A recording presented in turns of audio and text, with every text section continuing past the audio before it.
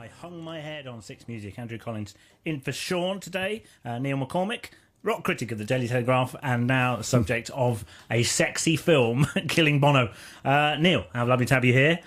And on your birthday too. On my 50th birthday, I've hit the half century. How did that happen? When you get there, you should be proud. 50 is a good thing. 40, kind of slightly ambivalent about. I think 50, you can go for it and be proud. Yeah, I am proud to be 50. Yeah. I'm grey and I'm proud. Yeah, and you're wearing a lovely three-piece suit, which we had decided you were wearing just for us, but you're not wearing it just No, I'm on the promo trail. I've got to go out with these actors who are young and gorgeous, and they're supposed to be me, and I just feel like their dad. So, I've got to make an effort. Well, and people have probably seen the trailer for the film, if not the film. As I say, I wish I had seen it. It's out tomorrow. Tomorrow, yes. So Killing Bono is based on your book, a memoir of your childhood, being in a band with your brother, and which had a parallel career with you two for a short while. Yes. And then they went one way and you didn't. Yeah. And so it's about brotherly relationship, really, isn't Yes. it? Really, that's what it's about. And Killing Bono is based on something that Bono actually said. Yeah, he did say... It was quite a burden after a while knowing Bono. Yeah. Because, we were both going to be rock stars. When we were kids, we used to talk about it, and we set off on this thing, and one of us achieved it. And he was playing Wembley Stadium, and I was playing Wembley coaching horses. And he was telling me about singing with Frank Sinatra, and, I just said, I don't want to hear it. The problem with knowing you is you've lived my life. And he said, well, that's because I'm your doppelganger, and if you want your life back, you'll have to kill me. So... in there, was the seeds of an idea. I still haven't killed him. No Bonos were harmed in the making of this film. And he's seen the film? He's seen the film, yeah. He thinks it's funny. The actor who plays Bono is amazing, right? He's Marty McCann, and he looks so much like Bono that when he walked onto the set, I thought Bono was coming on the set, and I know Bono. And I sort of looked around going, no, Bono, oh no, it's little Marty McCann. But, I said to Bono, this guy is more like you than you are. And he said, just as long as he's tall. Well, is he? He's tall? not tall. He's not tall. But, he's not fat and bald, which would have been my ideal casting. Danny DeVito as Bono, that's where I wanted to go. But you cannot complain about casting, Neil McCormick. No. Because Ben Barnes, Prince Caspian, yes. the good-looking star of Stardust, is you. That's right. Now, this is, I think, possibly even more exciting than Nick Hornby being played by John Cusack and Colin Firth. He's a good-looking lad, Ben Barnes. When you heard about that bit of casting, you must have been depressed. No, because you want to be portrayed as better looking, don't you? I get better looking with age. I look back and I've seen this film, and I've been saying it's like seeing your life flash before your eyes. Only I got much better looking somehow. I mean, it is. I said to the director, but do you not think he's a bit too good looking? Because you think when somebody's that good looking, their life's just easy for them, and they'd go out of school and it'd be like, here's your record deal, off you go. But actually Ben had a struggling music career before, so it turns out even being that good looking doesn't make life any better. And I've seen clips enough to know that he seems to have pulled off the Irish accent as well, which is a man born in London, I think, isn't he? And that's not always a given. No, he's been voted already as one of the 5 best Irish accents in films. What's really funny about that is I don't really have an Irish accent. I'm not Irish. I grew up in Ireland, but my dad's Scottish and my mother's English. And in Ireland, they used to call me Jock. But the filmmakers thought that might be a bit confusing, so we went Irish. So he's playing me, but they kept us apart. The director was paranoid about Ben meeting me. He said, if Ben was to play me as myself, he'd be just too annoying for the film for anybody to care. And so Ben was trying to meet me, and I was trying to meet him, but the director was keeping us apart.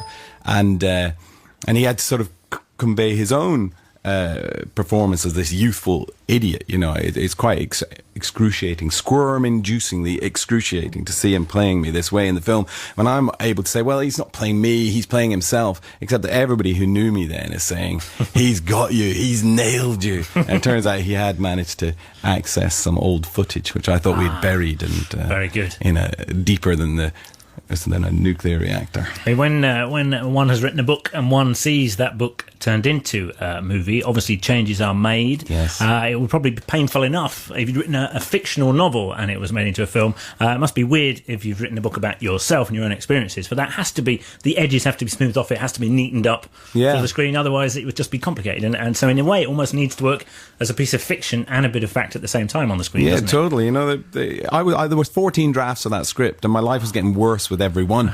You know, the director called me up. He's a total lovey, and he's name's Nick Ham, and he said, you know, darling, the problem with your life is there's no third act. Well, I said, you know, darling, that's because it's a life. And he said, oh, don't worry, we're going to give you one. And they have. And, you know, at every stage, because I kind of ruined my own career in the 80s, you know, at every stage I made a wrong choice. And you learn a lot from failure, a lot more from failure than you ever do from success. And so one thing I learned was to get out of the way of myself. and so each time they would make me do something worse and behave even more idiotic, I would take a great deep breath and step back and say, you know, they're trying to make a film. I'm not going to keep complaining. But it is really weird. The weirdest one was when my own wife, who was there at the time, you know, because I'm still with the woman who's portrayed in the film. But I do some rather dirty things behind her back in the course of the movie. And when we went to see it, she's giving me a really hard time afterwards. Really after a while it twigged, and I'm going, wait a minute. You're giving me a hard time because my fictional character cheated on your fictional character with a character who never even existed. And, you know, if she's giving me a hard time, I don't know what everybody else is going to be like. That is a great way to end the argument, I would have said. There's not many people could actually use that to end an argument.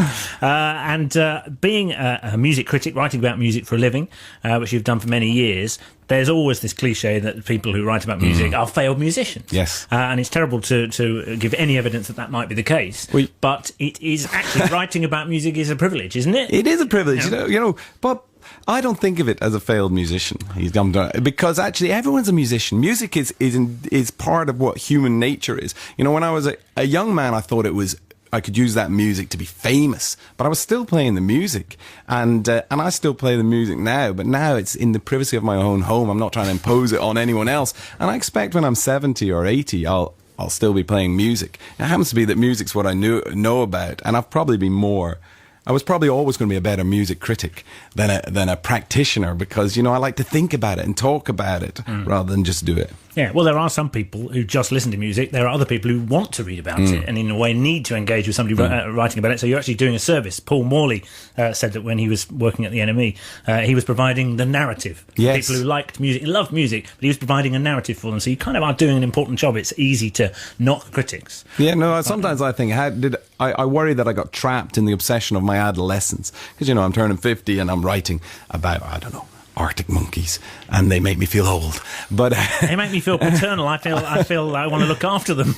But, you know, music it's everywhere in our society, and it's everywhere in everybody's lives. And when I was a kid, I used to go and see the Fishermen play in Howth.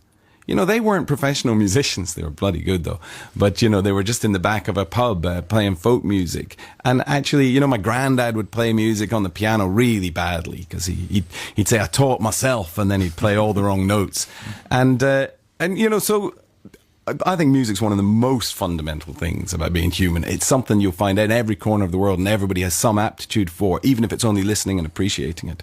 So that's what I tell myself. It's a vocation. Yeah, absolutely. And as somebody who knows Bono and obviously follows U2's career with great interest still, yes, presumably you entirely approve of the decision to headline Glastonbury, which they tried to do last year. Yeah, they're going to be amazing at Glastonbury. You know, I love the fact that people are, in a way, they're a bit cynical and sick of them. They've been around so long and it becomes overbearing. You know, Bono understands that.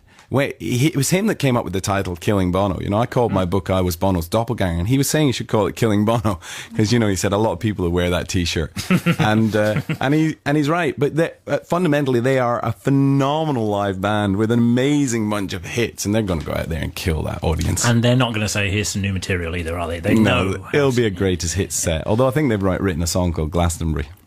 Of course they have. Well, look, I think you won't need it, but good luck with the film. Thank you. I think it's going to be, people are going to love it, and I'm going to go and see it next week. Thank you for coming in, Neil. Enjoy the sofa on... Yes. Is it GMTV sofa? It's this morning. This morning. Let's get it right. And we'll play some U2 to send you on your way. And, of course, have a lovely birthday for the rest of the day, although you're clearly working all day.